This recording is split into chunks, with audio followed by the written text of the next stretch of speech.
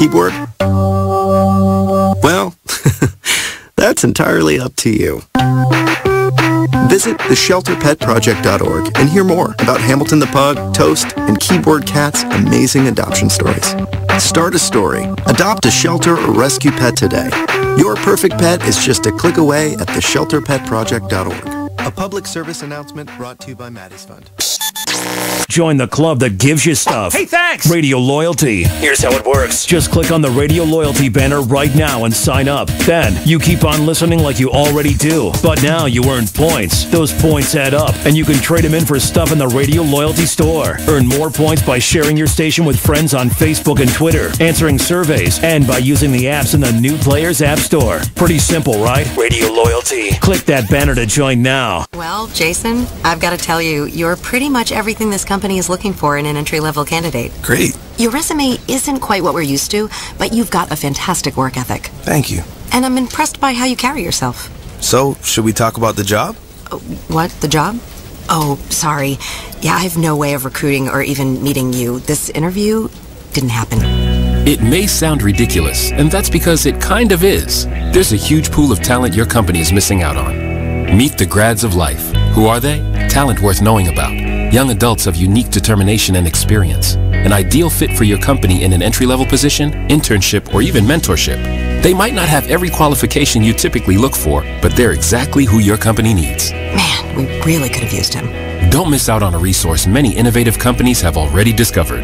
Go to gradsoflife.org to learn how to find, cultivate, and train this great pool of untapped talent. Brought to you by the Ad Council and gradsoflife.org. My name is Ruth Rusi. I'm a retired teacher. I'm 91 years old, and this is how I live.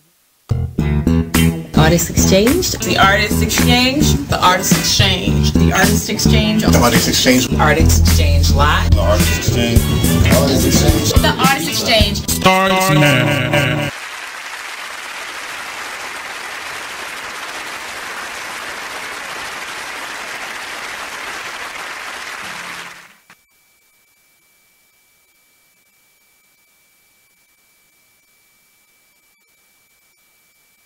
There you go.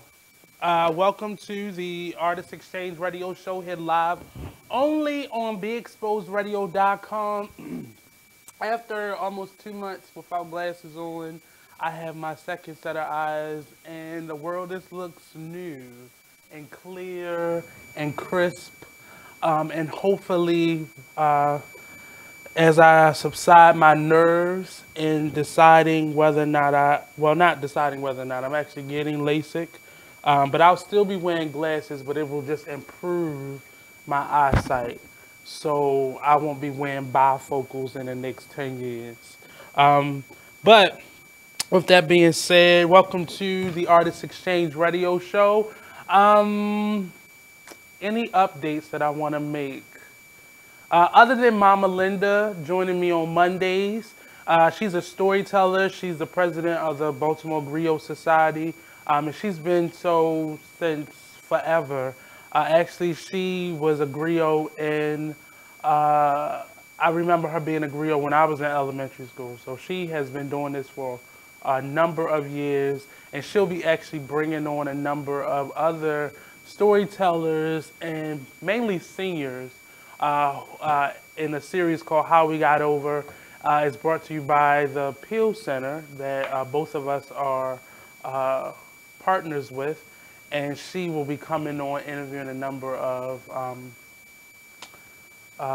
elders and from the Baltimore DMV community that are also storytellers. So yeah, that's Monday starting the 24th of this month. So stay tuned, stay locked in for that.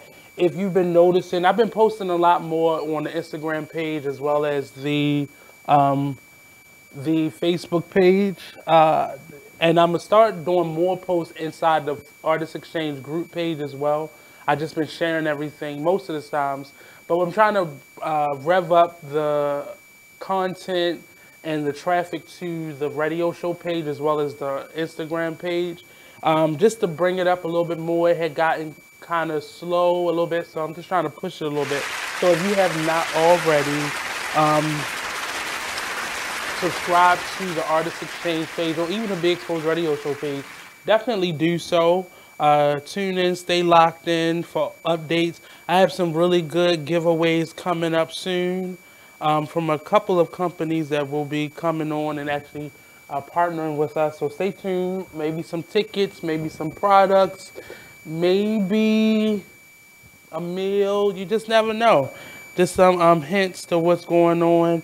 Also, the Artist Exchange Firestarter series will be returning, and I've also partnered with the Peel Center in their Be Here story series, and I'll be interviewing a number of individuals who told their stories on that Be Here app, and some new faces as well. So definitely stay tuned, stay locked in for that. Mondays, we'll also be able to see that. So those interviews are taped, and we'll play them on Mondays, on Monday shows as well. So this weekend has been crazy. One, because this impending Hurricane Florence that is set to hit down on this entire East Coast. And I was actually volunteering at a shelter, helping it to get prepared, just in case that people, just in case the hurricane reaches us and people have to evacuate and stuff like that. So they were putting in some man hours in preparation time for the weather and to house people who necessarily could, because everybody in evacuation, everybody can't get out. So there's storm shelters all across Baltimore, and I would actually Google the storm shelter or shelters in your neighborhood or in your zip code that are designated evacuation spots for people who can't necessarily leave the city. I don't think it's going to get that far, but it's nothing harmful in preparing for it. And in the midst of it, I realized I had an uncle and an aunt that was in South Carolina, so I had to reach out to them and make sure that they were okay. They actually are with friends. They went to, I believe, Florida. So I think the hurricane kind of skipped them, and they're actually in Florida as we speak. We've never really had I think we've had a hurricane once here that I can remember of, but it wasn't significant enough for me to remember. So, but it's always scary to know that anything could happen at any given time. So you got to be prepared. If they tell you evacuate, please leave. If you can, really reach out to your family members. Make sure everybody is doing safe, because power can still go out. People can flood. I believe where the station is, we're in line with the, I think, a flood zone. So we're downtown, any downtown community, anywhere near the water is subject to being in the flood zone. So definitely check on people. There are a lot of senior centers in the downtown area. Just like a couple months ago when I can't remember the area, they had flooded really bad. Dundalk and Essex is known to flood when we get really heavy rains. Where was it? Ellicott City. So reach out to your family members, especially those family members that live alone. I live by myself, so I'm always thankful that people reach out to me when anything happens, just to make sure I'm prepared, because it could really be difficult for somebody living on their own to really have an outlet. I'm lucky that I have access to a phone and internet and all those things in case something happens. And I've been told that along the route of the hurricane, Xfinity is actually, was it Comcast or whatever that company is actually opening up the Wi-Fi for people to be able to use, just in case the power goes out. So I believe up into the 20th it's going to be open. So definitely, I guess take advantage of it while it's open, but it's really for if anything happens. But I believe it's actually open in this Baltimore area as well. But last week we talked a lot about consent and what is rape and all those questions, and we had an awesome conversation with Miss Tide. She's a phenomenal young lady. Please follow her on Instagram. She's a curvy ballerina. She'll be coming on from time to time just to add to the conversation. She has an awesome message, and she's telling her story in a different way. So I want to definitely big up her. And we didn't get to we didn't get to talk with, oh my gosh, Shauna Devine. She is supposed to be joining me today. So she's going to come up here today and talk to me as well. Hopefully the weather doesn't stop her. But we are just talking. And last week we actually celebrated the anniversary, but I didn't want to do anything like out of the way. I wanted to just further the mission of the show. And we have been talking to a lot of artists, a lot of entrepreneurs, a lot of community leaders, and that's not necessarily going to change, but the focus of the conversation will, and it will be more so about people's story and who they are in terms of things that are happening, hot topic issues. Like today, we're going to touch on Serena Williams just a little bit, and I think his name is Botman, the young gentleman who was shot in his home, in his own apartment, by off-duty police officer, and I think she's being charged with manslaughter. So topics like that, hot button issues like that. I'm not really going to jump too much into politics. I'm going to wait until you said what? We're going to take a quick break, and we'll be right back here on the Artist Exchange Radio Show, only on BigExposedRadio.com. Don't go anywhere.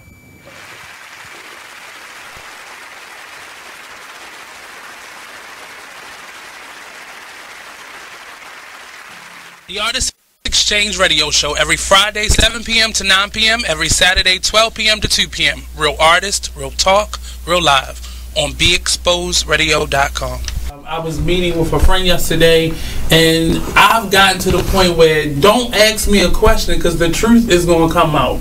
And exactly. Just don't do it. If you ain't looking for the truth, don't come to me. Don't do it because I can't hold my tongue. And she wants to be this stylist, boutique, but you're not doing anything in that nature. And I can't take you seriously if you're not doing those things. And I understood why people didn't take me seriously because I found myself in somebody else's lane. I was good at what I was doing and what I wanted to be, but I wasn't doing it for me. So how can I ask you to take me seriously if I'm living in somebody else's shoes? And nobody can do what you do. And I think that that's a big problem that people face now. Like, you see what somebody else is doing and you want to do that when that's not your lane. That's not your lane. That's not what you're supposed to be doing. But it's popular. It's getting that person money. It's getting that person applause. Oh, I want applause. I want money. Let me stand over here behind them. And then a lot of times people aren't honest with themselves either. Like, I was thinking earlier today, I've been woke for almost 2 days, so so you get honesty,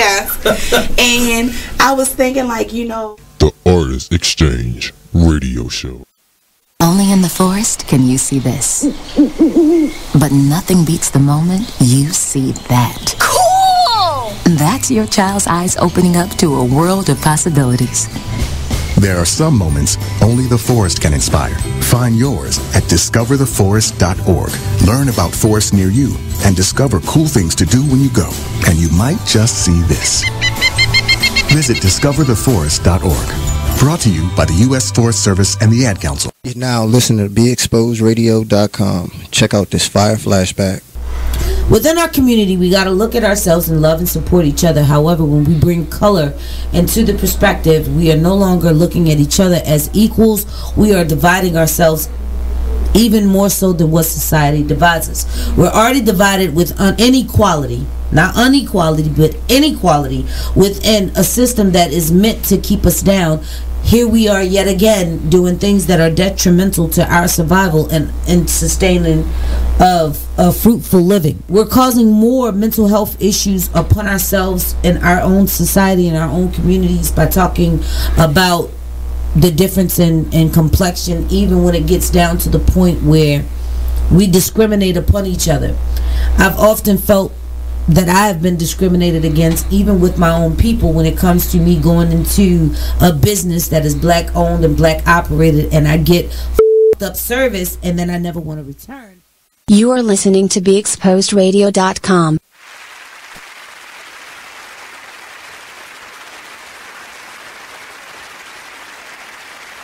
Hey, what's up? And welcome back to the Artist Exchange Radio Show, only on BeExposedRadio.com. If you have not yet please take a look at our website, www.beexposedradio.com. Check out all of our music artists that we have posted there. If you want to be one of those artists on our list, definitely email your music, MP3 format only, up to 3 songs. Include album art and links to who you are, your social media and such, so we can get in contact with you if we want to book you for one of our various shows. It has to be an MP3 format. It has to have album art. Send it to info@beexposedradio.com. Please add in the subject line who you are and that you have music, so we know exactly who you are. If you want to be booked on the Artist Exchange Radio Show, please email me at the Artist Exchange Radio Show only @gmail.com, or send me a message on Facebook via my Facebook page, the Artist Exchange Radio Show, Nate Vashta Blue Cowser's page, or what's my other page? The Artist Exchange group page. You can also join it. Say that again. My email address, the Artist Exchange Radio Show @gmail.com.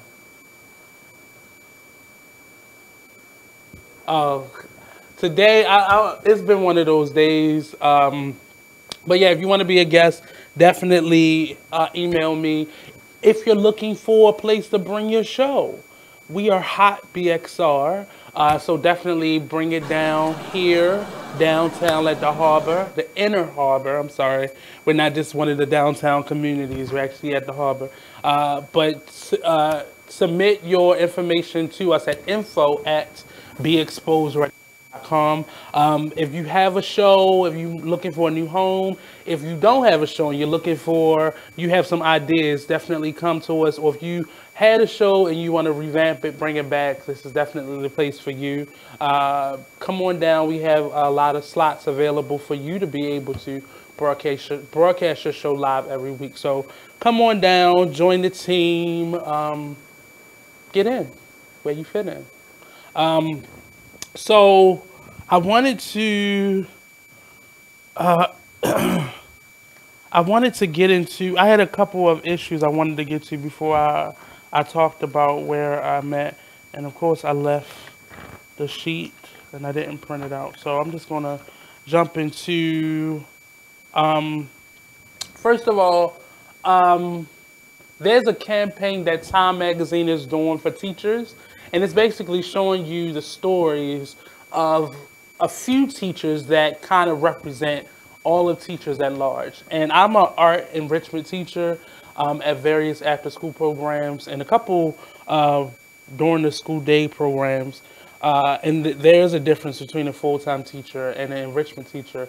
But the thing that does not differ is we get a really short budget.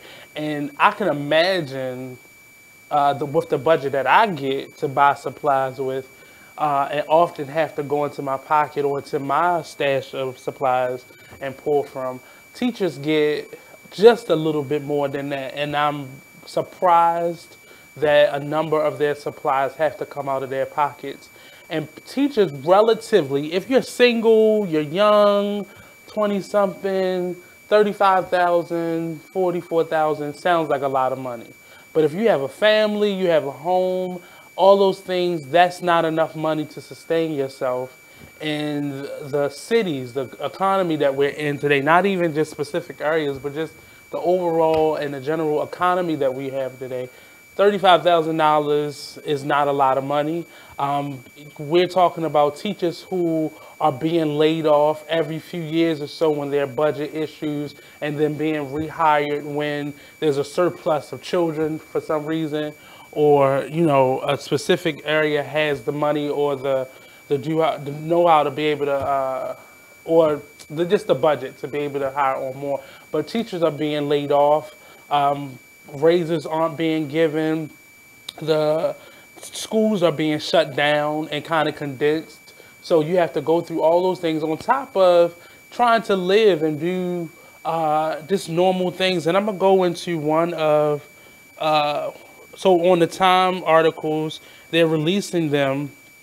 One of the individuals, her story was I have 20 years of experience, but I can't afford to fix my car, see a doctor for headaches, or save for my children's future.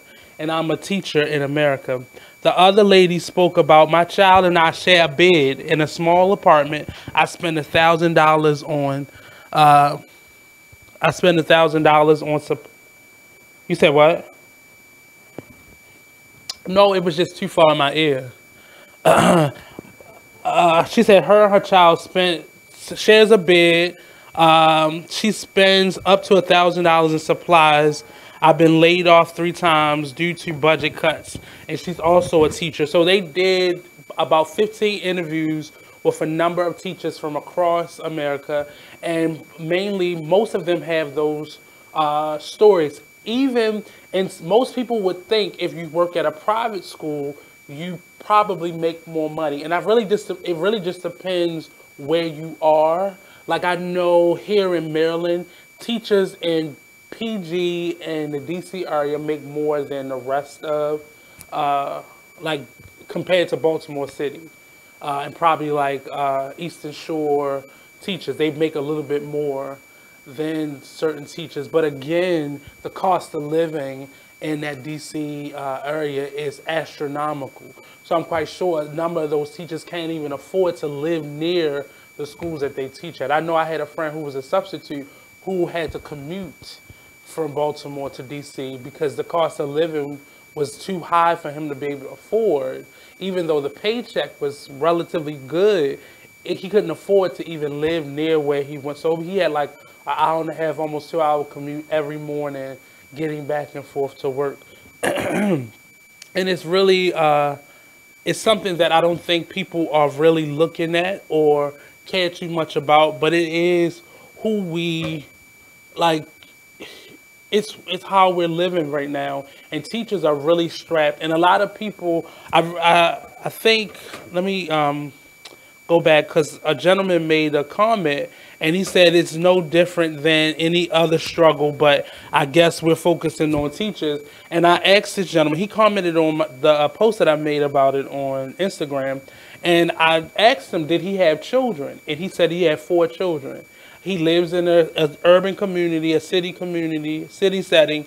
And I told him, like, city teachers do not make a lot of money. Now, compared to Baltimore City and a lot of the private schools, actually Baltimore City's teachers make more than private school teachers. And people are sometimes shocked to hear that. But just because you spend a lot of money for your child to go to school doesn't mean that that money is going directly to their teachers. And I would want the teachers not so much to get paid more than anybody else. And I definitely don't want this to be everybody get paid the same amount, because I think different jobs require different things and different skill sets should be paid accordingly.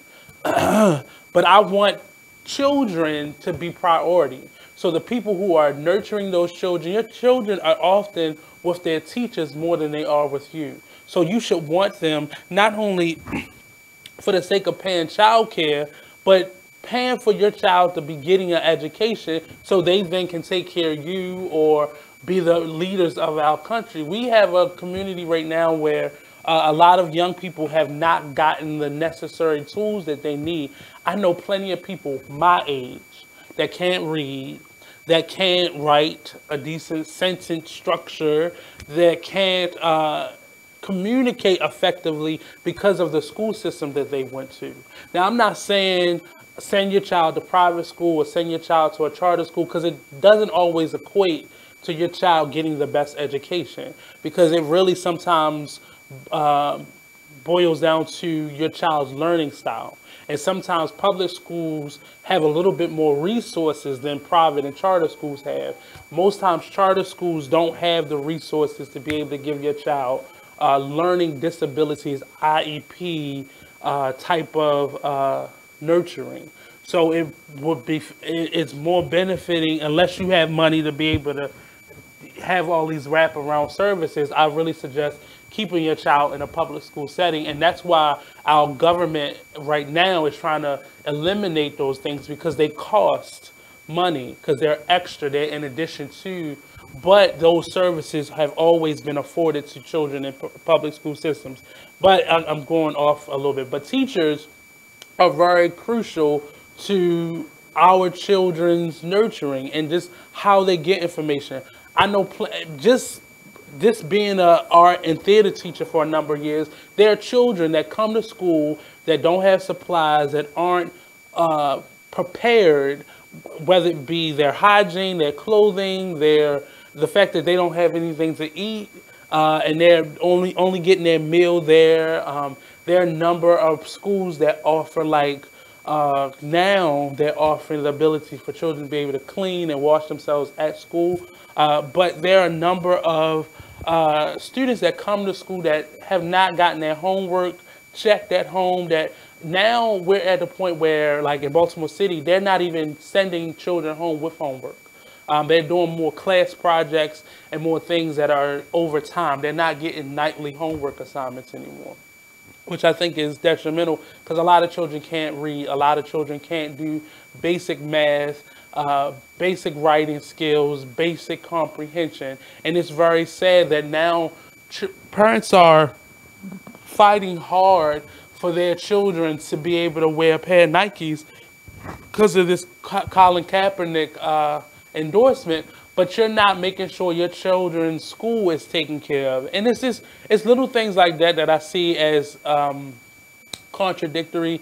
I'm really for this Nike movement, but I really would put my money not into buying a pair of tennis shoes for you to be able to support Nike, but actually maybe getting some stock so you can then reap the benefits, and forcing Nike to then invest in the communities that they have those tennis shoe stores in, and their tennis shoes are being, promoted in. Like, force them to use that money to help you build up your children's school, because teachers could get paid so much more, and you have teachers moving out of communities because they can't afford to live where they are and teach there, which is crazy. And then other communities reap the benefit, like Montgomery County. That's one of our richest counties here in Maryland. They're getting a lot of our good teachers.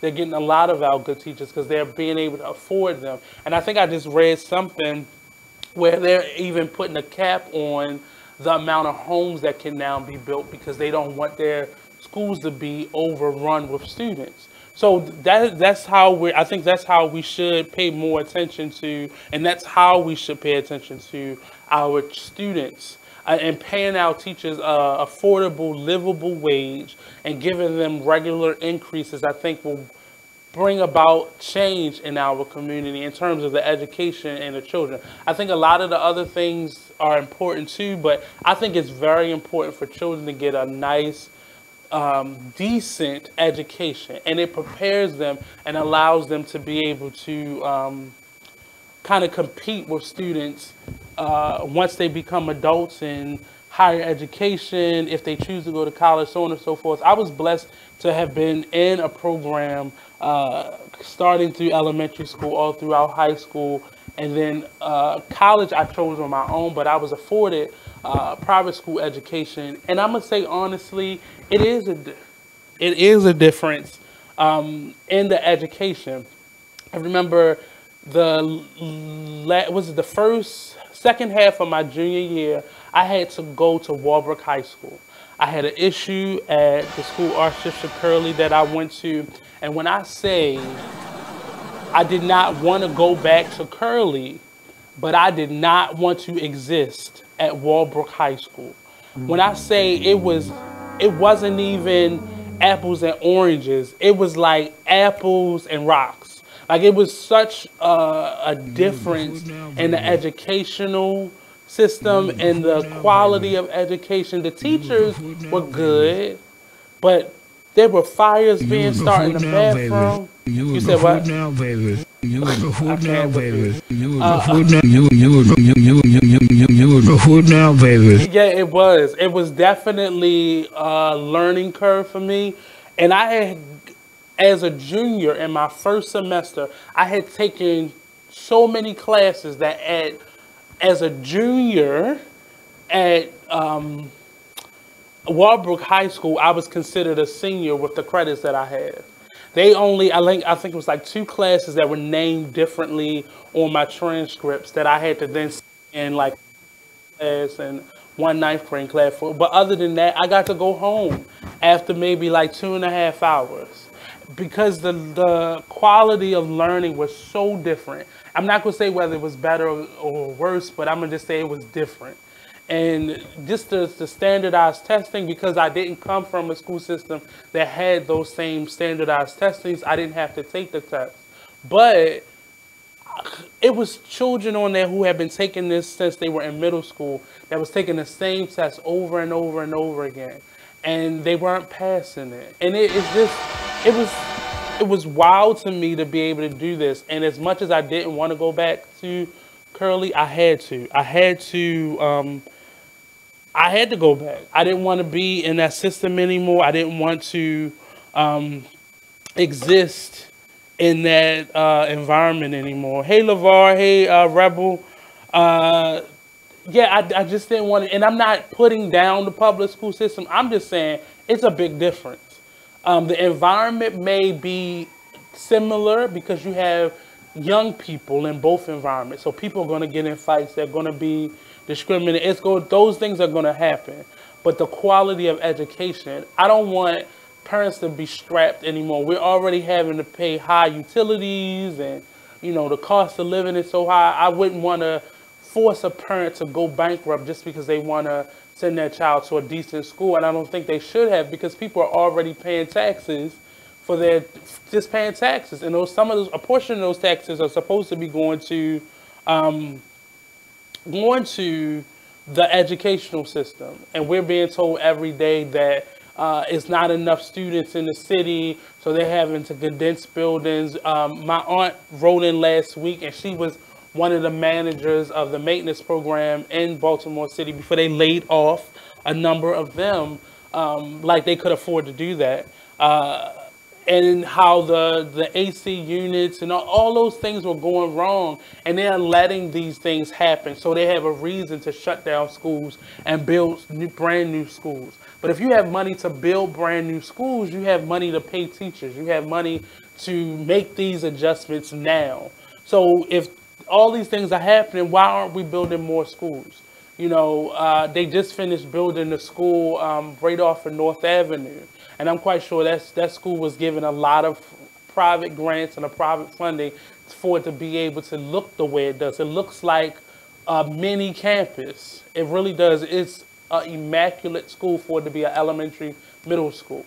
But it looks like maybe a brand new junior college or something. Like, it really is good. But I say all this to say we have to pay more attention to our students, our teachers, and those individuals in our communities that need the attention most. And I think overall, I think it will help if we focus on education a little bit more than what we have been.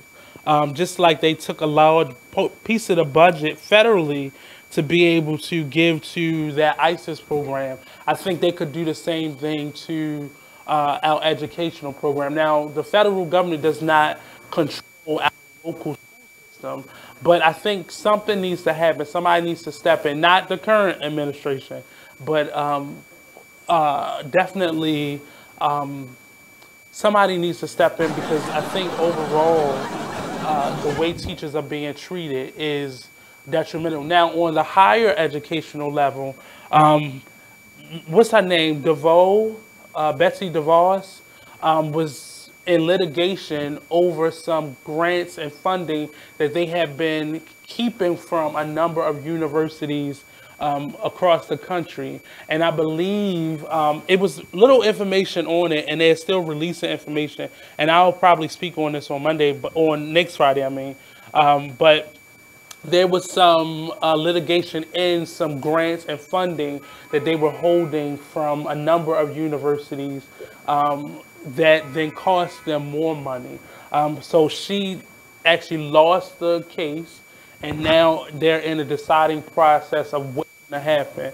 But I don't want to do that. That's not. I'll wait till Marnie comes back in how many years when you're supposed to be coming back, Marnie? I'll let him deal with that. I'm just saying, there are people out there stealing your thunder, and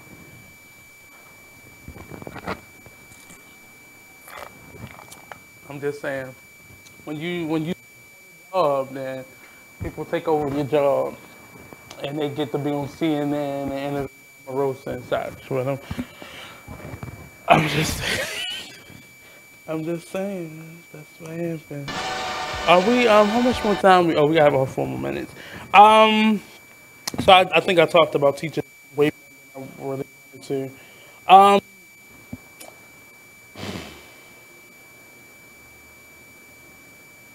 Omarosa? Well, she lives in D.C., doesn't she? No, she lives in Virginia, Georgia. Oh, well, she's in litigation in D.C., so yeah. Yeah, well, she needed a photo op. She's going to all the black things, and she could have been here at Be Exposed Radio had we had a Talk Completely show. I don't really want to talk to her, so we have nothing to say.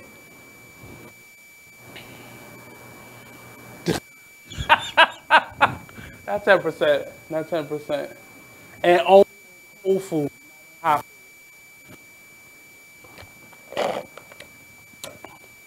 This one right here.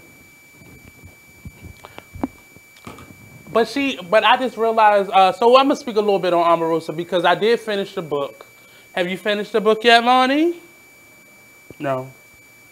Because he doesn't care about doing this show. Wow. So you go to sleep every time you look at it. Out of control. It's really good. So you're going to be there. I'm going to be there. But I'm going to be clocking some hours. I'm going to be working. The Urban Oyster, come join us at the Seafood Festival down at the Canton Waterfront if Hurricane Florence doesn't flush us out. I think that's the dumbest thing. Why didn't they just... Yeah, I don't really think it's going to happen here. It rained a little bit yesterday, and it's been drizzling on and off today, but I really don't think it's going to happen. It's going to be like all these snowstorms that we've been promised for like the last 20 years that we never get. But yeah, the Seafood Festival. Now, I have to pace myself.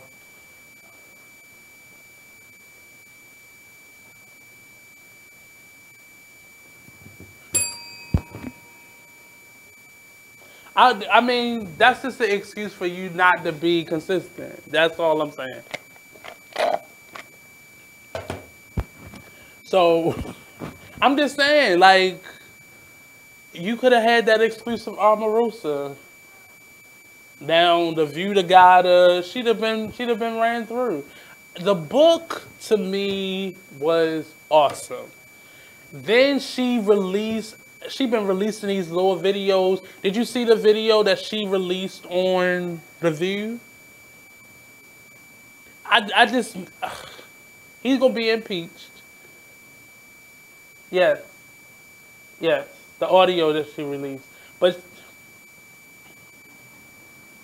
I need for her to get her card back so we start paying attention to her more because she's gonna come up missing soon. And I think that's why she has to keep talking so everybody's looking at her. Oh, I thought she just put the mic on, put the phone, the ear pack on. I mean, this one.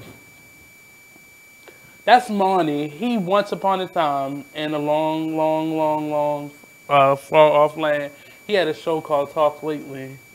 And he hasn't talked lately, so... Okay. Okay, here I go. Here I am. Can you hear me? Yeah, there we go. All right, I'm in this room.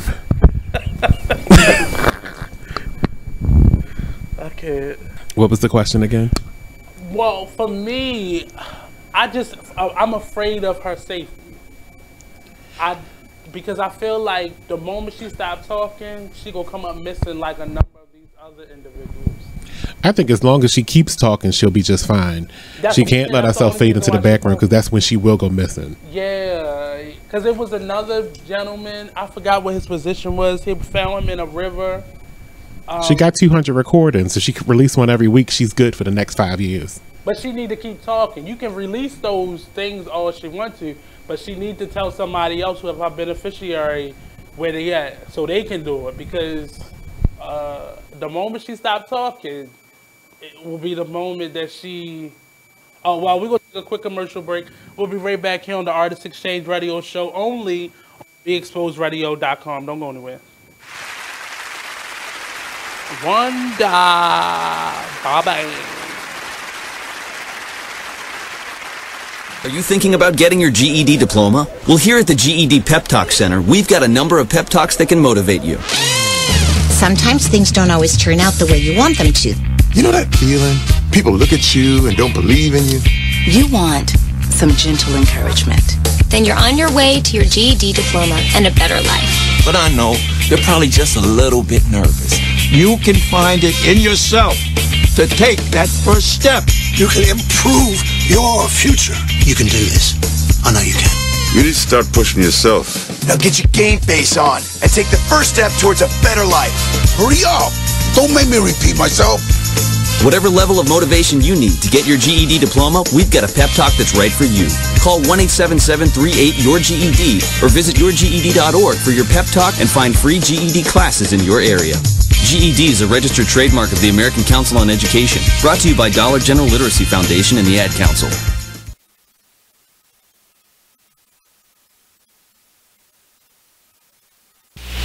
Join the Just a Bit Outside crew every Monday, 8 to 10 p.m. on BeExposedRadio.com. You want to start off? I think I'll get it out of the way on a who's not. Okay, do it. The Orioles. Right. They got swept by the Royals. They lost 4 in a row, and the last 5 games have all been decided by 1 run. The game before, or the last game that they lost before the Royals was the Nationals, and it was Weeders, of course, won with a home run. Hit the home run. Right. They were going into that National series. It seemed like they were doing so well, and they just crapped out. They got that game postponed, so who knows when they're going to replay that or play that game. That's my first not for the night. Okay. Okay, I'm going to go ahead and weigh in on my who's not, and I'm going to talk about the San Diego Padres. The Padres. That's okay. You just took my answer. They're in last place in the NL West. They've lost 8 of their last 10. Their run differential is a negative 65, which is just horrible. So when you have well, let me just talk about run differential a little bit. It's kind of like the how much you're winning or losing your games by, pretty much. Yeah. Okay. It's like the margin of victory, kind of. Right. So when you're in a negative number, that means that then your average game you're losing by a whole lot. Right. I mean, a number like negative 65, this early into the season is pretty rough. That's horrible. The pitching numbers pretty much support this stat right here. I mean, the team ERA is 4.70, which is 26th in the league. They have 126 walks allowed. They acquired Jared Weaver in the offseason, and he really has not panned out. He's off to one of the worst starts in any of the pitchers in 2017. He's 0-4 with a 6.05 ERA. In May alone, he already has 12 earned runs in May. And, another one of their pitchers, Clayton Richard, he's 2-4 with a 4.34 ERA. And, in May, he has 6 earned runs and 12 innings pitched. So they're not pitching well. And on top of that, they are also not batting well. Right. But it kind of sucks because Manuel Margot is doing pretty good. His the past few at bats, his last. Join the Just a Bit Outside crew every Monday, 8 to 10 p.m. on BeExposedRadio.com. You are listening to BeExposedRadio.com. So I'm going to take a break from the political jargon and politics and hot topics, and I'm going to go to some movie news. One, it was just released in an article in BuzzFeed News. Viola Davis reportedly says she regrets doing her role in The Help.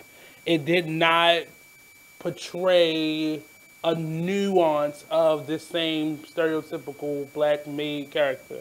So she regrets. That was one of her only regrets. She was asked if she regret any role, and that's the role that she regrettably regret. A lot of people felt the same way, but yet and still, it took her career from where she was to this whole nother level, to her getting her own TV show and a number of other movies, and it just opened up the door. So I can understand where she comes from, but I wonder if she's kind of on the fence with it versus just totally regretting it. Also, in movie news, the Candyman remake is happening. First of all, let me just explain to you. There was a meme that went around recently that says any person that watches horror films on purpose and can go to sleep right after without any dreams, you're a psychopath. And I wholeheartedly agree. I can watch certain horror movies, and I believe my front room of my apartment is haunted. Now, that sounds strange to people, but I really believe that the front room in my apartment is haunted. I know for sure. My bedroom used to be in there, and I would be in my bed, and I could feel somebody sitting down on the edge of my bed. My phone used to flicker. You were who now, baby? Until I moved. First of all, I'm in Charles Village. Thank you. But I remember, like, it just was haunted. But I'm not a horror movie person. Now, I could go to the movies and watch a movie in the daytime and come home and be good. But do I watch movies like that in my own home? No. Somebody got to be staying with me for a couple days in a row before I do something like that. And even then, no. I ain't doing that. But I'm going to tell you, this movie was the only movie that scared the living shit out of me. Even as a kid, Candyman was not to be played. Like, I didn't do that movie. As a kid, I have yet to watch the movie. I'm going to just say, I saw it in slices, but I've yet to be able to sit down and watch that movie in its totality. I went to the movie theater. The first maybe like 15 minutes of the movie, I got up and I went to go sit in the lobby, and that's where I sat until my mom and all my cousins came out of the movie theater. That ain't the life that I lead. I don't do horror movies. That ain't the God that I serve. I rebuke it. I just don't do it. And the fact that they're going to remake this in Peele, not Peele, Key and Peele. What's the one who did? He just directed Get Out. He's remaking it, and so he's going to be the director of it, which is going to be, it's going to horrify people. Like, no. I'm going to have to watch this movie at like the first one of the day and probably don't go to sleep till the next day. Like, that's probably going to be what it is. I think I'm going to go watch it only because he's directing this. And yeah, the image of it is the old image of Candyman. I forgot the actor's name. Jordan Peele. He's the director of it. Producer, actually. And it's the image of the actor with all the bees on his face. The second time I tried to watch the movie, I started from that part. And yeah, I don't know. I'm just not going to do that. So that's it. And speaking of movies, so I have crazy dreams. I've been called an empath. I don't really claim being a psychic. You say what? Okay, so I'm going to get a little bit into it. So I had an awesome dream, and I'm going to tell you about that dream when we come back from this commercial break. Don't go anywhere. We'll be right back here on the Artist Exchange Radio Show, only on BigExposedRadio.com.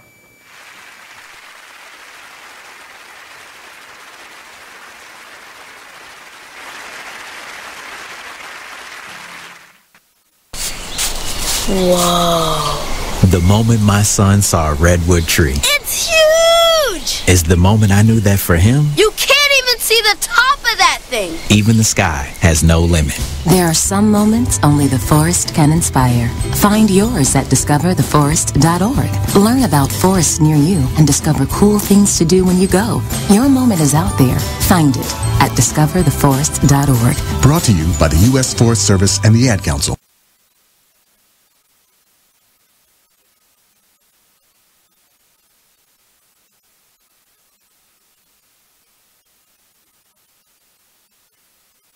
Check out this flashback from Sunset Soul Radio. Sometimes, and let me say this, sometimes people did things a certain way because that's all they knew. Right. So let me finish what I'm saying. Let me keep my point. If the only thing they knew 40 years ago was to handle like this, that's what they did. So we're holding accountable and a standard for something that some people, that's all they knew how to do. So they did it the way they had to do. Big Mama, when you did something, no, I'm not arguing. That's what I'm saying. I'm not saying that the church as a whole, we have issues that we need to work on. Everything got issues. But instead of criticizing the church, let's be impactful to show something different. It bothers me. Because guess what? Because watch this. This is what I do. I can't say to anybody else. But my church is not judgmental. We love God. All of us are sitting fall short of the glory of God. I believe it. One of our statements of my church is, there's nobody more important from the pulpit to the pew, to the back door. All of us are God's children. That's one of the things I teach my membership. I teach my church. Because we're all God's children. All of us are flawed. All of us got issues. But you got to also take into consideration, what is the black church to the black community? We only did what we knew. That was the only place we got information. That's the only place we got education. That was the only place that we were accepted to do and to be and be free and be leaders and to guide this. And they did a good job for what they had. So I think we spent too much time condemning what was our foundation instead of trying to be progressive and say, okay, well, listen. How do you be progressive? You show something better without criticizing what was there. No. Sunset Soul Radio, Thursdays from 7 to 9, only on BeExposedRadio.com. You are listening to BeExposedRadio.com. Hey, what's up, and welcome back. First of all, before I get into the story, I have to send my condolences to my DC family. My grandmother's sister passed away. She had a stroke, and I believe she was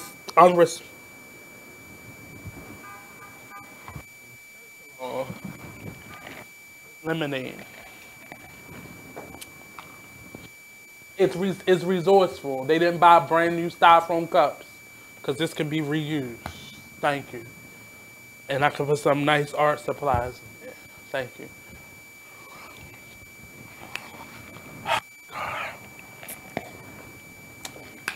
I just want to show you that this table is used for something. This, because it's clear the move. So, anyway, I have to send my condolences to my cousin Coco, who lives in DC. My great aunt passed away. What's today? Friday, on Wednesday, and she had suffered from a stroke and was left brain dead and unresponsive. So I really send my condolences to my Cowser family right now. This is my father's side of the family, in celebration of her life, and just keeping her daughter and her children in general, her grandchildren covered. Also, simultaneously, my father's mother is in the hospital. She's actually in rehab, and she hasn't been doing well for the last year. She's been in and out of the hospital for various things, but normally she'll go to the emergency room. They may keep her overnight or not, and they'll send her back home, but they have recently sent her to a rehabilitation center. So I'm just praying for just mercy over my entire family, sending out words of encouragement to my cousin and my cousins, sending just a prayer out to my Uncle Eddie and my Aunt Nell that live in South Carolina. making sure that they're okay. We still haven't heard from them. We had heard message from friends and neighbors, but just getting the message to them, just sending the prayer out. So back to this dream I had. I often have dreams, and I believe God really blessed me with the ability to be able to see my dreams in a way that is like the big picture. And the hardest part about seeing the big picture, bite out of it, and to just take one bite and try to consume the whole thing. And the struggle as an artist has been trying to attack the bigger picture. And often finance is the biggest problem in that. But despite that, I'm gonna get to the meat and potatoes of it. So I'm trying to posted it on my page, and most I think I punched it. You know, most times you wake up from a dream and the dream is kind of fading. But I saw this dream. It was so crazy because I woke up from the dream and I made a collage of all the women's faces that I saw in my dream. And I didn't understand why I saw all these images. So I saw these 6 women. It was actually 7 of them. But the 7th picture didn't come to me till after the fact. So when I got up, it was like maybe 3 o'clock in the morning. And I saw 6 ladies, and they were all like gathered in like what looks like a dining room. And it was Felicia Rashad, Viola Davis, Whoopi Goldberg, Monique, Lynn Whitfield, and Angela Bassett. And I didn't understand, like the dream was so crazy to me. It looked so real, but it was something wrong. And I thought that maybe because of what was going on with my great aunt, because the night before my cousin had posted the picture and let everybody know on Facebook that she was in a coma. And I thought maybe that's what was going on, and maybe that kind of what sparked it and what inspired it. But I went to sleep and I saw like first Felicia Rashad walked in, and Whoopi and Lynn Whitfield walked in, and then Monique walked in, and oh my God. So, first of all, so they all walked in, they were all sitting at this big, like, gorgeous, like, wooden, I love wooden tables. It was this awesome wooden table, and it looked like an older home.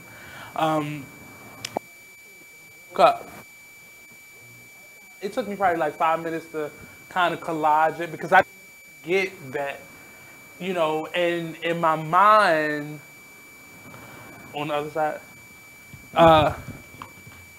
and I saw these images, and all of a sudden, like, I went back to sleep. I don't even remember going to sleep, but I posted the image to my Instagram page. So I know I did that, and then I must have drifted back off to sleep. So when I've really started to dream the dream then. And so I'm going to just tell y'all what happened.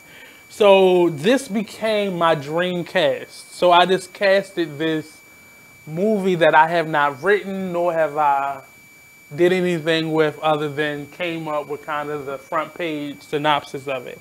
So the name of the movie is Between the Lines. The cast in order of appearance would be Whoopi Goldberg, Felicia Rashad, Lynn Whitfield, let me click on it. Lynn Whitfield, Angela Bassett, Viola Davis, Monique, and Diane Carroll. She's the 7th person that is only seen as a flashback. So these 6 women, outside of Diane Carroll, are all sisters. And they all are in their own chosen life. They're all in their own, like, given circumstances. And they kind of all separated. Something happened in the family. And as they grew older, they all kind of went off in their own way. Whoopi Goldberg is the only one. Whoopi and Monique are the only one that stayed in the town where they grew up and kind of connected directly to the family. Diane Carroll dies at the beginning of this, and she is she dies in the beginning of this, and they all are coming back home to bury her. And when I first started this, I was like, oh, maybe I'm thinking about expanding the story of Blueprints that I'm doing. But as the dream started going on, I started realizing, okay, these are real characters. And the whole idea of it was like really deep. The dream was, I dream in full color. I just want to let everybody know this. My dreams are always in full color. And I don't dream nightly. So it may be like this week, and maybe like a week and a half later. And it's very seldom that it's like back to back. But this dream was like vivid. I'm going to just tell you this. So I'm not going to get into the details, but the gist of the story is one of these sisters are the children, is the daughter of one of the other sisters. Now, I call them, they're still sisters because the dad actually molested all of the sisters. The only two that knows about this is the oldest two children. Whoopi and Felicia are the only two that knew about the other children being molested. And nobody ever said anything. So all the daughters have been molested. Now the thing is, so I still have to hold something back because I have to write this, and I'm actually working on how to get this down on the paper.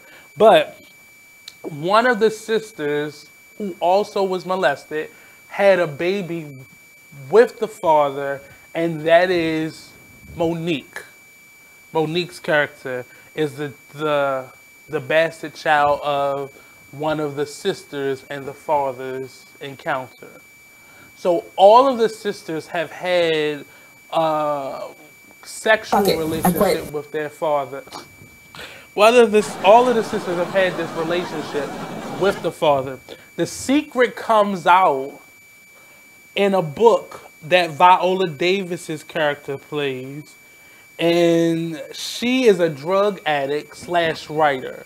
So like most artists, she has that tragic story about her past and connecting it and kind of keeping it together with some type of abuse. And so she becomes the drug addict out of the sister. She writes a book, and before the book is released, she sends it to her mother.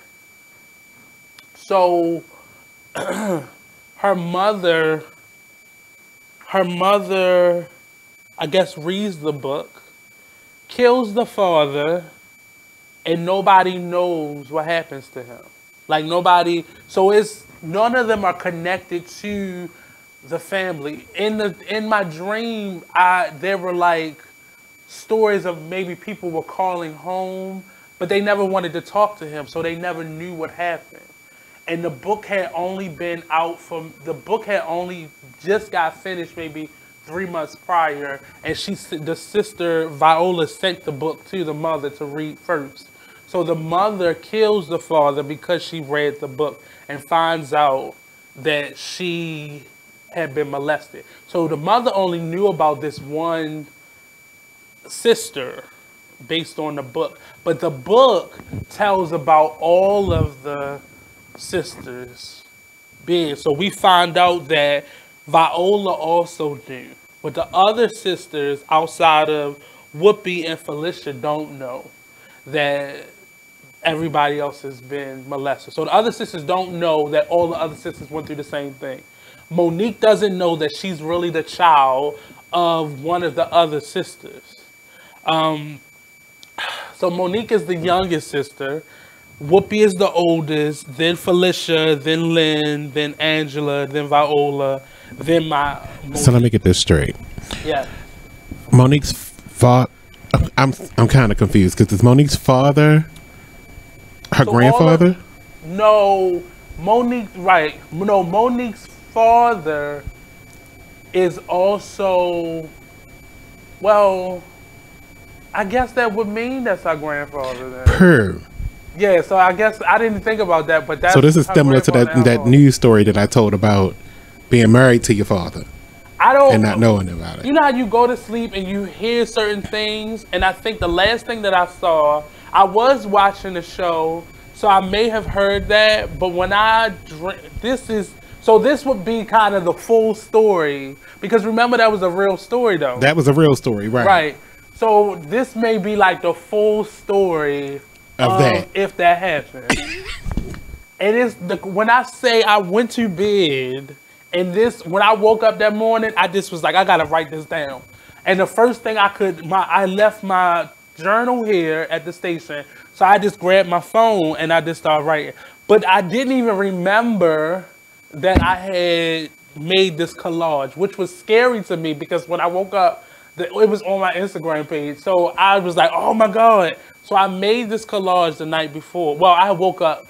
I remember waking up then. At that point, I remember waking up. But it was just so fresh in my mind. I was like, I got to write this down. This is good. This is juicy.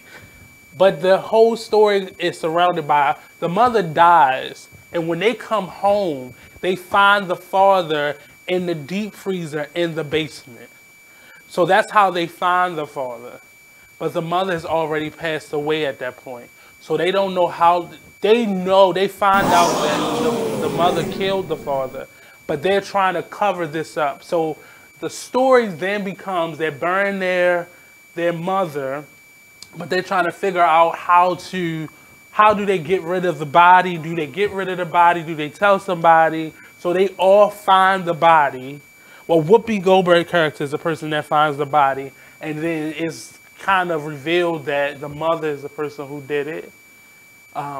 It's some evidence left around the body that kind of points towards the mother. And yeah, so I'm really nervous about where this could go, but it's a story. And my dream is to cast all these women as these roles. And I think it could happen. That's the creativity and the God that I serve. So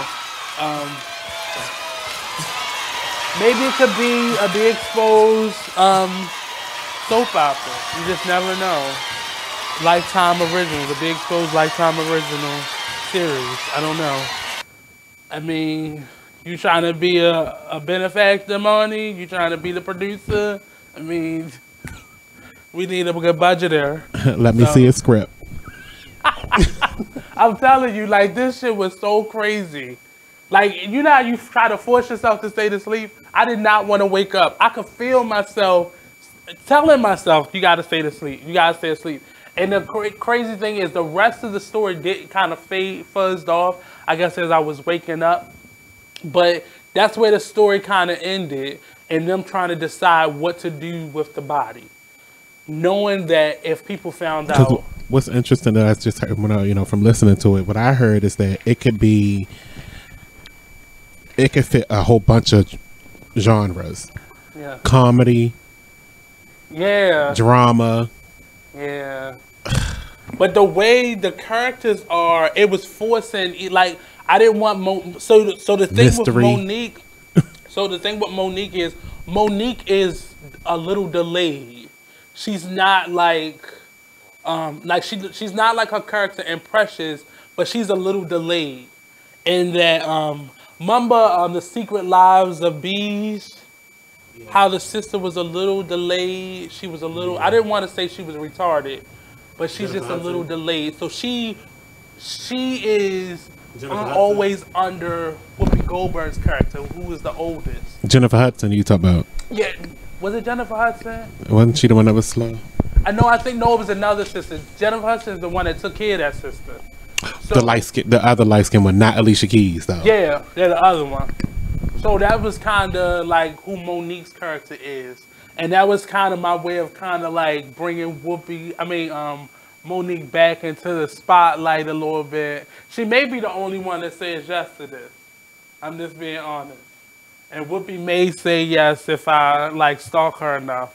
But I gotta figure out how to get to if I can get Felicia Rashad, then I think I could get the rest of them. I think it'll kind of fall in line. I don't know about Viola Davis and Angela Bassett. maybe Lynn Whitfield. Yeah, I think Angela Bassett might do it. You know, she accept any role at these points. So, first of all, she is 60 and fabulous.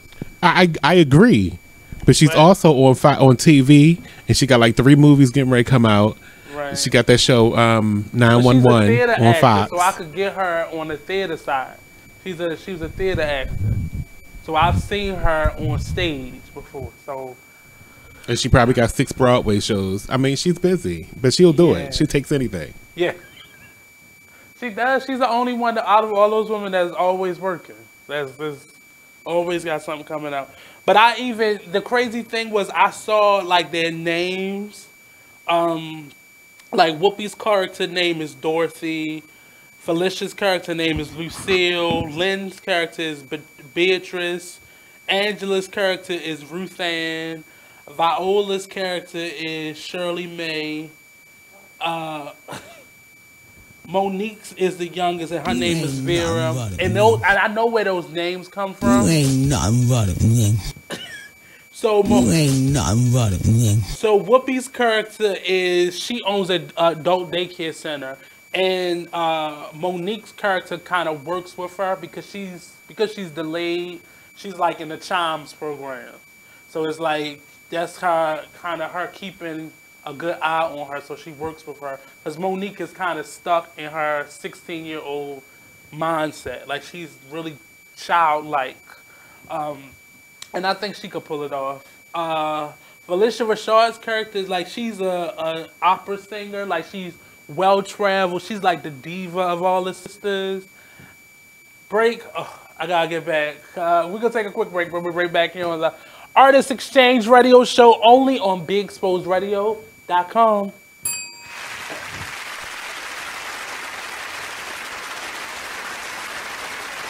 And we're back with more Cheryl Underwood Radio. Thank you, Super Producer. So we're at the top of the show, getting that 6X from the Hill. That news, you can use that word on the street.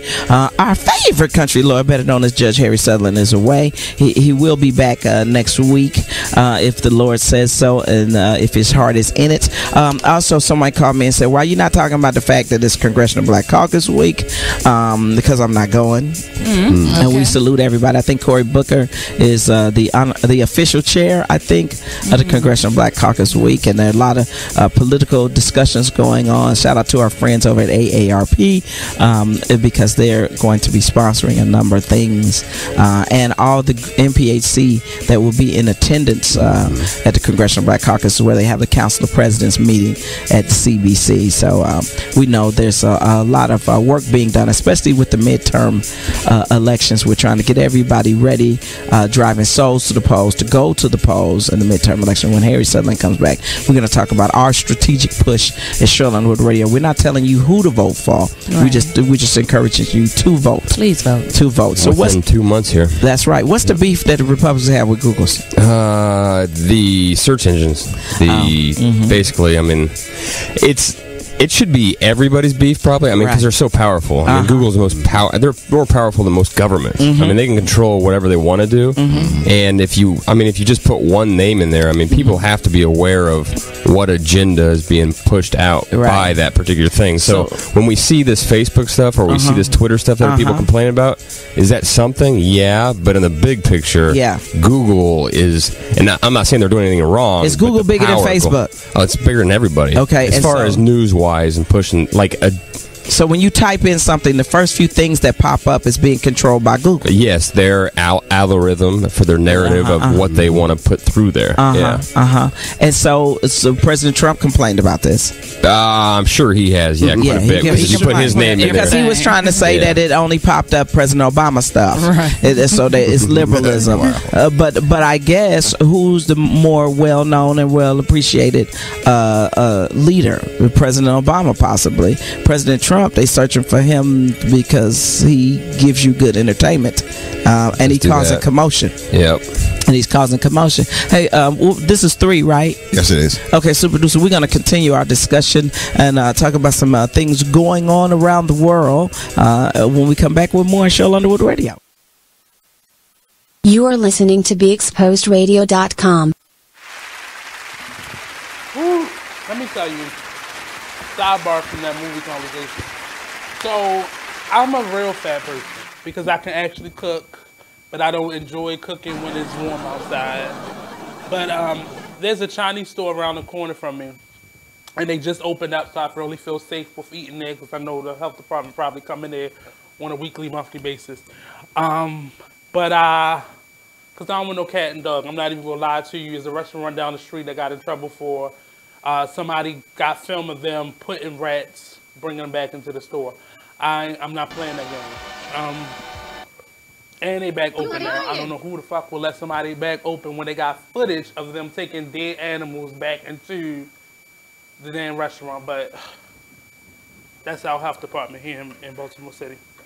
And probably around the world.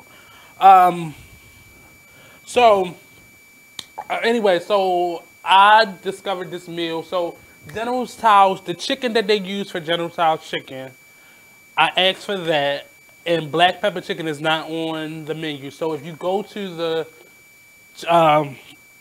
Paul Chang's Hong Kong restaurant on Charles Street, ask for the black pepper chicken with the General Tso's chicken, and if they go hook it up, it got peppers and onions, but get the rice noodles instead of the rice or the lo mein. But just get, when I tell you, it's first of all, it's gonna open up your season because it's all the pepper. You were right. You were right. What, you eat it? You No, that was very fat. I'm sorry. This is a whole fat subject. But I was eating it during the break, and it is very delicious. And the lady know what I order when I go there, so I don't even gotta order it. She already know I can call and be on my way, and she had it ready, and they know how to make it. But you gotta get it with the General Tso's chicken, because the other chicken is just baked chicken, and it be chopped up. But when they use the General Tso's, it's the kind that got the bread in around it, and it takes the sauce much easier, and I can feel the pepper in my. Okay, so I'm gonna go back to the movie. When I say this right here gave me life early in the morning. Putting them in because I was looking straight. So it really was casted. So I would go into what they do, so I said Whoopi owned the daycare center. Monique's character is the lead. I'll just say the lead. I don't want to be disrespectful to anybody. Her you mean character's Dorothy? Dorothy works at the daycare center. Dorothy, she works at she owns her own adult daycare center, and Monique works. It's like assisted living basically, but she owns the facility. Monique works there with her. Felicia Rashad, her name is Lucille. She's an opera singer. And in my mind, I just think I was dreaming about who these people were and what their abilities were. And I think it just all came to be. And this was a real lit dream. But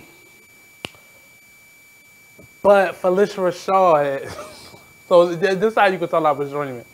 Felicia Rashad is a closeted lesbian. So, I don't know why. This is where my dreams go. What do you dream about? Lynn Whitfield's character. Now, hands down, Lynn Whitfield is one of my favorite actresses outside of Whoopi and Angela Bassett and Felicia Rashad. These are some of my favorite actresses. These ladies that I dreamed about. These really are my favorite actresses. And to get them all in one movie would be out of control. So Felicia Rashad, she's an opera singer, well-traveled, but she's a closeted lesbian. That comes out because she actually brings her girlfriend home for the very first time. Lynn Whitfield's character name is Beatrice. She's a youth therapist. She's been married 5 times. Angela Bassett character is named Ruth Ann. She's a chef and owner of a restaurant. Viola Davis' character, like I said, she's a writer and she's a drug addict. And Monique, being the youngest, her name is Vera. She works at the assisted living place, the adult daycare center, with her sister. But she's still stuck in her early teens. And I believe that's when she was molested. So the father molested her too. So the father had sex with his daughter/granddaughter. and I just. Did they talk about it? You said what? Did they talk about it? Yeah, well, they all they find Whoopi and Rashad. Whoopi, like you really low. Whoopi and like the two molested ones. Do they talk about it? All of them have been molested. So the father slept with all of them. Oh, right. The father slept with all of them. That's what comes out. So the young lady wrote about this in a book. So she thought. So I can't get into that because that was kind of me writing. But in the dream, it is this. So Whoopi and Felicia Rashad comes home second. So she is right behind Whoopi coming in. And Whoopi has already found the book. Oh my God, this is crazy. The Artist Exchange Radio Show, we'll be right back. Don't go anywhere.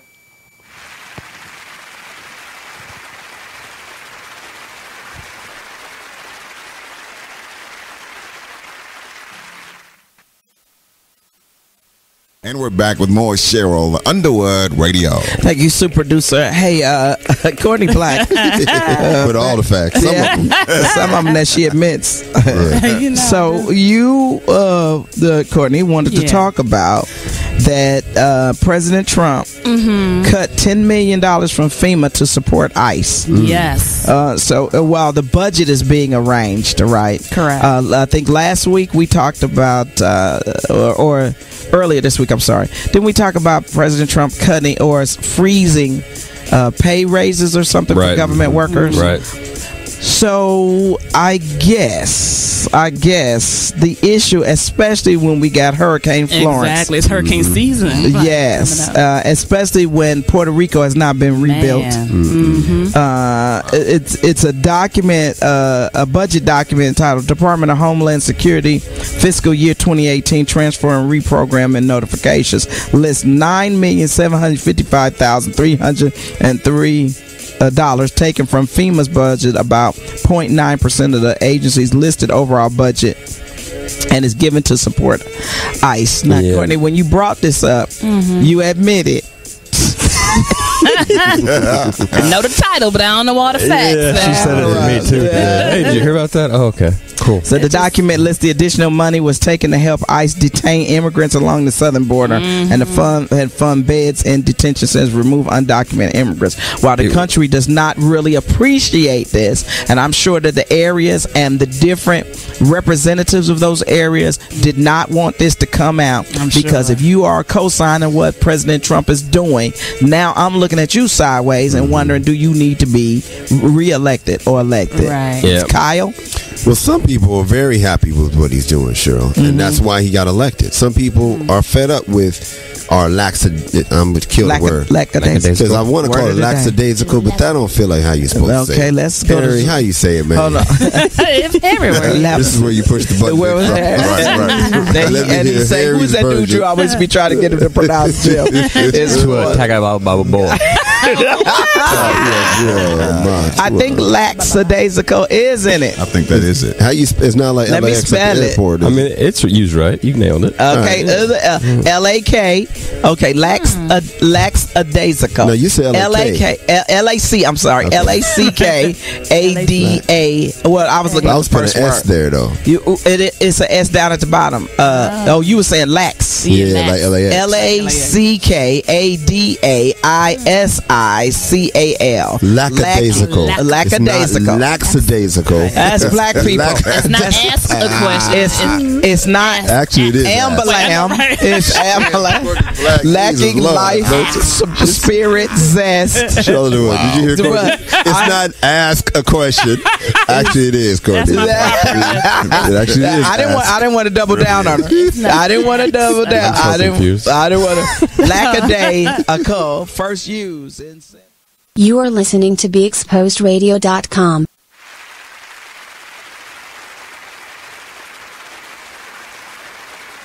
I'm really telling you, go to Paul Chains, Hong Kong restaurant or Chinese store, ask Lord Su Young at the counter. That's not a real name, but that's what I'm gonna call him. And I already start off by asking for people. Huh? Can we let Sue do her job and just take my order? No, but ask her for the black pepper chicken. Tell her Nate sent you. She know who I am. You introduced yourself and everything, so she's very well. I mean, she's seen my debit card a number of times, and she's real personable. Now, when they had before they closed down, she wasn't as personable. I'm gonna be honest with you. Sue Young was not this personable, and since they've reopened, they got you might want to go there. They got a bar inside now. They got big screen TVs. They change it to whatever you want them to change it to. They got I wouldn't eat the buffet, but they got a nice menu. But get the black pepper chicken. I'm telling you, it's gonna change your life. With the rice noodles, gonna change your life. The rice noodles are so light. They're not heavy. They not gonna leave you all gassy and bloated and stuff like that. So I'm telling you, rice noodles are good. So back to. You want to show this to her so she can become a sponsor. I am. I talked to her today about it. I'm just saying. This is the first day I ever brought it here. So it's still in my mouth and I feel. But so yeah. So I'm a flush through this a little bit more, and I'm gonna get back to everybody about what this is. But I wrote kind of like a plot to it. I wrote like a plot for it. And it really, I really need this to happen. Even if it's just on stage or it comes out as just a book, like this is, like, I love it. Like, it really, I woke up wanting to see the ending. Like, that's how good it was to me in my head. But I wrote like a little brief plot. The only thing that I changed in the plot was they were coming home to celebrate their parents' reunion. I changed it from the mother from her dying in the beginning to them coming home to celebrate their parents' reunion. So this becomes an annual thing for them, opposed to them randomly coming home. This is when my creative director self started stepping in. So the six sisters come home to celebrate their parents' 65th wedding anniversary. They have all been hiding a horrible family secret. Each of them at some point has been molested by their father. Shirley Mae gets her 7th book published and decides to write a story about her 6 sisters who are all dealing with being raped by their father. She decides to send the mother an advance copy of the book. They all come home to find their mother has killed their father and hidden the body in the basement freezer. They must all decide what to do with the body and decide how to protect their mother. So in this version of it, kind of different from the actual dream that I had, because I want Diane Carroll's character as the mother to be able to be seen. So they're deciding what to do with their mother. And Diane Carroll is, and all of them have ages, Whoopi being the oldest, so she would be 65, and I kind of finagled the ages a little bit, and Monique would be 50. So the parent, Diane Carroll's character is 83. So imagine your 83-year-old mother killing her husband because she finds out that he molested. So she must have, in my mind, the way this dream was going, she must have felt like something happened. So the fact that the daughter wrote about it and then was going to publish it, she only wanted the mother to read it first because she didn't know, like, the daughter wrote about what if he molested all of us, not knowing that he molested all of them. The only 2 sisters that knew about all the other sisters was the 2 oldest, but the rest of them had no idea, like that they weren't the only ones. And Monique's character is kind of like stuck because she's still trapped, probably at that moment when he probably raped her, when the trauma happened. But I'm telling you, whether this is going to be a book, I think it's still going to be a book. So it's basically like he molested them one at a time and then stopped? It probably was overlapping. Like, it never, when actually in the dream, like, it wasn't like one of them kind of like on trial telling the story. It was more so they were all just sharing when they all realized what had just happened. So the mother was kind of basically the reason they didn't come forward, because they would have to come forward with telling their own story. Right. And I guess, you know, when stuff like that happens, people are kind of stuck because you're carrying on a relationship with your parent. And I think probably this storyline kind of overlapped because I saw on Iyanla Vanzant a week ago, there was a family on the, So, go ahead. I have a question though. Did the mother know? She may have felt it. Because how was so I'm confused on how she didn't realize that one of the daughters was pregnant. That was Monique's father. Who Monique thought her father was. Right. So in the dream, I'm gonna tell you after the show who the mother is, but the mother just popped up pregnant. So nobody ever said, one of the sisters just popped up pregnant. You said who? One of the sisters. One of the sisters popped up pregnant. So it wasn't clear as to how she got pregnant. And she refused to tell who the father was. Yeah, she never told, this is how I got pregnant. Because she was like a teenager at the time, so she just was pregnant. Yeah, she didn't want to basically admit that. She didn't want to basically admit that she had been having sex with her father.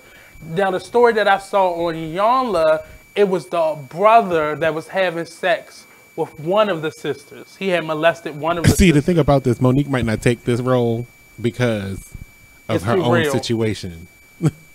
Being molested by her brother. Yeah. But I think that's why she would take it. To play the role with truthness to it? Yeah, I think she would do it. Because it's not like she's saying her brother molested her. It's her father that molested her. That's like taking it to the nth power. Yeah.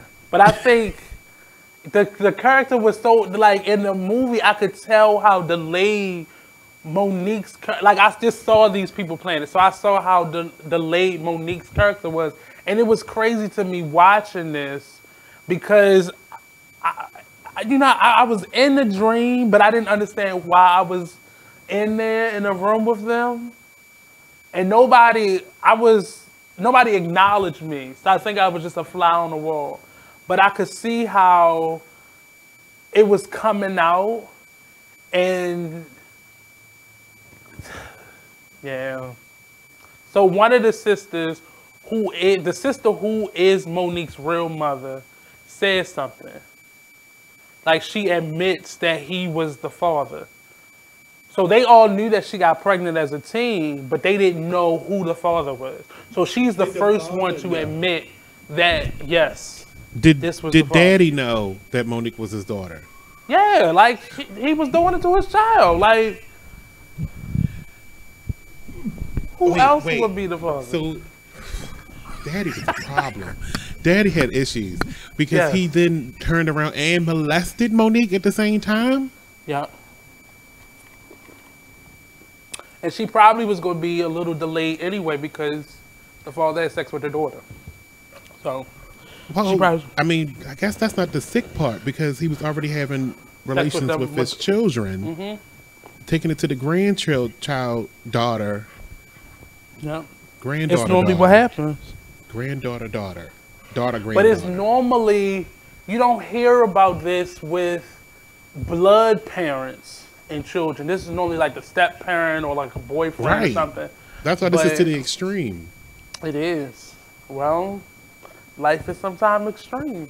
This is, like I said, I saw a similar story, but it was with the brother, and he only had sex with one of the sisters. It's not the same story, but this reminds me of that horrible movie that Tyler Perry made. What's it called? I Can Do Better All By Myself? No. The one where the person Diary of a Mad Black Woman. No. The one where the person jumped out the window with Janet Jackson and Whoopi Goldberg. All of them was in it. Oh, that was For Color Girls. That wasn't, I mean, he had redid the movie. That's why I would never say its name. Yeah. For Color Girls. Oh, yeah. Yeah. Like all the plots and, yeah. Hate it. It's disgusting, but for some reason it just flowed in there. And I think because I have been watching a lot of these things, and it just overlapped. And I had just finished doing the play Blueprints, and it kind of came out from a couple characters that they had been molested, and they was molested by the same person that their parents had been molested by, that some of their aunts and cousins had been molested by. So this is stuff that happens. This is not like a phenomenon. This is things that happen. I just chose it. And remember that video clip that was going around Facebook where the son was molesting the father? Like, sometimes things are so extreme that it just... But yeah, so that's Between the Lines. That's kind of the working title that I have right now. That's the first thing that came in my mind because I had to write a title, so I just wrote Between the Lines. It's really between the lines, the bloodlines. Oh. And then I think I was thinking about the Braxtons, and that's why it's 6 of them. But all these characters literally... My family, don't put my family in it. The Braxtons. You related to the Braxtons? My nephew. Ooh. Ooh. So he can get us Tracy, huh? I don't know. Well, probably not now after Tamar has put out there that she's been molested by somebody from both her mother's family and her father's family. Right. I heard that yesterday on Wendy. Yeah. So, we have a Braxton in the family. But that, you know, with that being said, because that made a whole lot of sense on why Tony took her under her wing all those years ago when she first turned 16 and started singing with the Braxtons, and Tony took her and made her move with her. And she was the youngest, and that's why they probably let her get away with so much. Wow, that's just crazy. It makes so much sense why she probably acts out the way she does. But I think she really needs to get some help before she just... Yeah, I think... Yeah, it says so much. It speaks a lot. Probably why she's been in, like, abusive relationships. I didn't even realize that she was married before. She was married, like, earlier on. During that first album. Right, and it was sad. Like, I know a couple people who knew them when they were in Baltimore, and they said she was a little promiscuous, just a little bit, because she was the one that kind of rebelled more than the rest of the sisters in terms of like being with boys and stuff. But she wasn't the one that came home with babies. But they were married though. No. They were. Well. Who, Tracy? No, she wasn't. Tracy was married. She got married. She got married. But she's the only one that's still married to the same person. And she only has one child. And that's true. And that's true. I commend her for that. Yes. It's very shocking for a Baltimore girl. Oh. I'm just saying. Just saying. You know, marriage, I'm talking about the marriage part. This is not a marriage city. Yeah. I'm always shocked to hear somebody's been married for more than like 5-6 years in the city. I didn't grow up in the city with a lot of, I think in my family, there's been one marriage that's lasted since I was a child, and that's my cousin Yvette, and she's been married. They've been married. If I'm 35, they've been married probably like 30-some years. So that's been the longest marriage in my family. Sorry. Yeah. So that's the movie, and I really people. Huh? I don't know no married people. You don't know? I'm serious. You know somebody got married. I'm Nobody? See, I told you Baltimore's not the city where people get married. I'm just saying. Now, I mean, there's a lot of marriages happen. Like, my sister's been married for a number of years. I got a cousin that's like, I'm starting to hear about marriages now because it's the thing to do now. Because Cardi B and Offset has gotten married. So it's a thing to do if you would get married. Pop culture. Pop culture. It's pop culture to get married. They wanted to be the next Jay-Z and Beyonce or, you know, Whitney and Bobby. They wanted to be the next that. So, but Do I have time, or are we about to go to break? So we're going to take another quick break. We have one more segment. We'll be right back here on the Artist Exchange Radio Show, only on BigExposedRadio.com. One monkey, don't stop this show. Thank you. We'll be right back.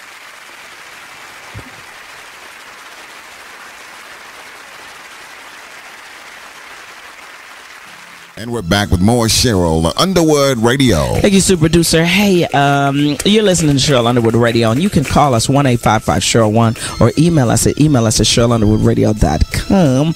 What break is this, super producer? What did you say? Number 3. Oh, it's 3? Mm-hmm. Hey, can I read a email? Yeah, I'm thinking, should I do whatever you want? Well, no. I think they call this Cheryl Underwood Radio. No, pretty sure. Okay, let me check and see if I can find this email. But who is sick? Somebody's very, very sick. Who is? Scarface, Cheryl Underwood, Houston legend. Yeah, Houston legend, Scarface. For those, some know him from My Mind's Playing Tricks on Me from Ghetto Boys.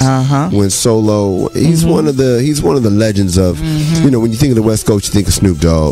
East Coast, you got Jay-Z, and H-Town is Scarface. That's his hood. South. Oh yeah, What's he holds it down. He's fighting lung cancer. He smoked a lot. Smoked a whole lot. Rapped a whole lot. He's known for Rap a Lot Records, by the way. But he smoked a lot. Hey, and we are praying for him. Then. Absolutely. And is he in the hospital? Does he have insurance? I'm pretty sure he has insurance. I hope so. He's actually he's performing again, which is great. That's fantastic. 7 years old. Wow. Yeah. And so he's battling it, right? He's fighting it. Well, we pray for not just his strength, but the strength of his family and all that are around him, because he's going to need him now more than ever. Absolutely. And so we're praying for you, Scarface. Let me read this email, because you can email us at SherylUnderwoodRadio.com. It's from Elizabeth Wilson. Hi, I love you on the talk. Saw your show about a gal on stage singing and using the N-word, white girl. It is so hard to sing along with Eazy-E now. I'm white and I love the band NWA. I would try to skip those parts, but it's hard to behave. LOL. Elizabeth, I'm so happy that you wrote us with that. That was nice. Because that's what it is. You're singing along with the song. Right.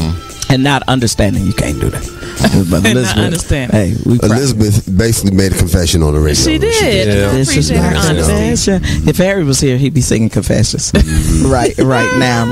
Hey, you've been getting a lot of love for your outfits all week. Really? On Twitter. Is that what's happening? Yeah, they keep tweeting at you. They love my outfits. Yeah. So eBay is eBay and Macy's. I like to shout out eBay, Macy's. We're not getting any money for wear this. that on the talk though, show, do you? I wear all my stuff on the talk and wear my shoes and everything. Got a bag of shoes right now. Full view on the talk. Yeah, man. So you, I guess they used to put you in what you call the Florida Evans line. Listen to me. I sure was. I was you like, switched it yourself and showed them. No, what happened was I started embracing florals and colors and everything. And then Dale McDonald, Emmy Award winning hair and makeup man, Dale McDonald. And I started to evolve my look. And now that's why we're going to go out and get this paper. There it is. You are listening to BeExposedRadio.com. Hey, what's up, and welcome back to the Artist Exchange Radio Show. I just did an audition, and the guy told me that my voice was not masculine enough, and I should think about taking some voice lessons. So what are you going to do about that? Voice. Not a damn thing. Because I told him I'm 35 years old, and my voice did get deeper once I turned 30, but I've always had a high voice. Like, even my singing voice is still high. So I'm not going to do a damn thing about it. And I told that white man when I'm going to tell y'all, okay, all right then, see you later. And that was it. But I've always been told that. But I'm a man. Last time I went to the bathroom, I checked. I'm still a man. And everybody doesn't sound like Barry White.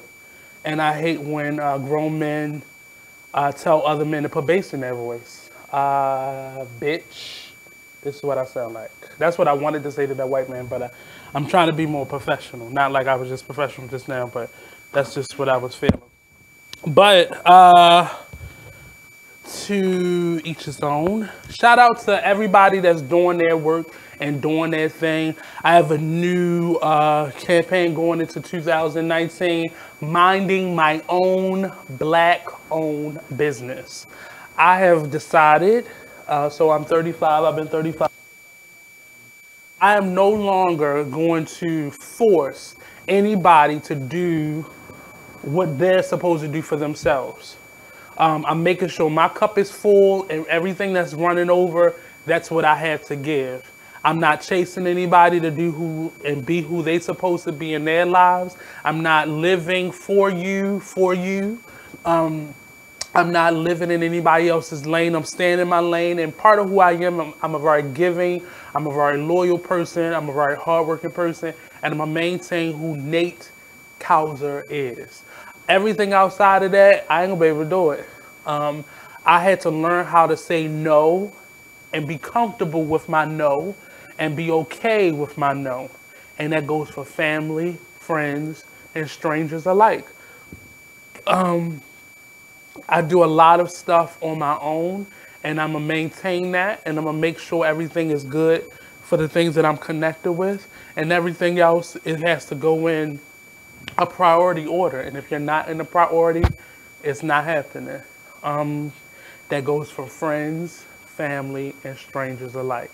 But I'm really happy for this 5th year, and I'm really excited about what's to come for not only the Artist Exchange, but Be Exposed, all the shows that's connected. And if I can't get to it, I can't get to it. I wish everybody well. I hold no grudges or hardship. I've never been a person that could say I hate somebody. I don't mess with certain people, but that doesn't change or affect how I treat anybody. My silent treatment game is deadly. Don't play that game with me because you'll never win. But I get quiet because my instinct is to let South Baltimore come out from within me, out of my mouth, and attack you. And that's just not, I can't live like that. I can't be in reaction mode all the time. And that's such a Baltimore thing. I can't be anticipating that I gotta jump out of my seat. I can't do that. But I've just learned, pace yourself, be prepared for everything, and just be who you are, the most authentic self. And speaking of being my most authentic self, in the last couple minutes, I'm gonna just discuss one of the projects that I have outside of this storyline that's gotta come out of me. So it's gonna be a book, it's gonna be either a stage play or a film. Film is really hard, I'm just saying that. I'm still working with blueprints, so I don't know about a film right now, but definitely a book first.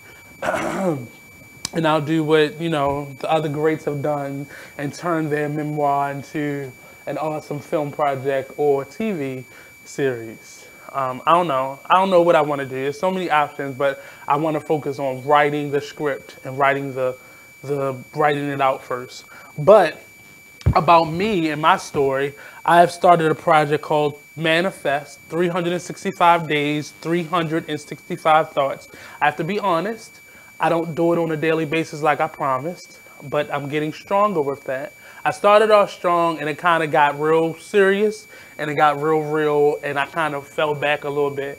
So we're on day 17 right now. So day 17 will be finished by this evening. And basically every day I write something that is personal. And all of it isn't sad. I think the first couple weeks it got real personal and sad, but all the stories for the first year, for the duration of this project, will not always be sad. It's just personal stuff that has happened to me, whether it be in the past or currently, and everything in between that. And just thoughts that I'm having about certain things. Like there's an issue of toxic masculinity, and how I praise. Two of those stories are kind of on my mind right now, and I'm trying to decide which one of those is going to be next. And I think it's going to be the praise one. I was really introduced to religion in such a harsh way because I went to Catholic school, so it was forced down my throat to learn how to pray. I know how to pray in Latin, Spanish, and English, and I had to learn those things. It was part of school, so it was forced on me. To me being growing up as a teenager, my mother forcing me to go to church, and then religion being something as an adult that I chose to do. And people examining how you praise. And I just had a praise report from an awesome young lady I met on Facebook, and she prophesied. And I don't let people do that to me, but her energy felt clean to me. And she brought that up. That was the one thing that she said. How you pray is how you pray, and don't let anybody else measure your prayer by their crooked, broken standards. So that's just who I am. So you can find this on Instagram, and after this week, all the stories will be transferred to the Facebook page. So you can find them either on Instagram or on Facebook at 365 Days, 365 Thoughts. The working title is Manifest by me. So the artwork, most of the artwork is by me, and I'll feature other artists and other art pieces throughout this series. So this has been another episode of the Artist Exchange Radio Show, only on BigExposedRadio.com. Next up at 9 p.m., It Is What It Is Radio Show. Don't go on, well, you can go somewhere now. Peace out.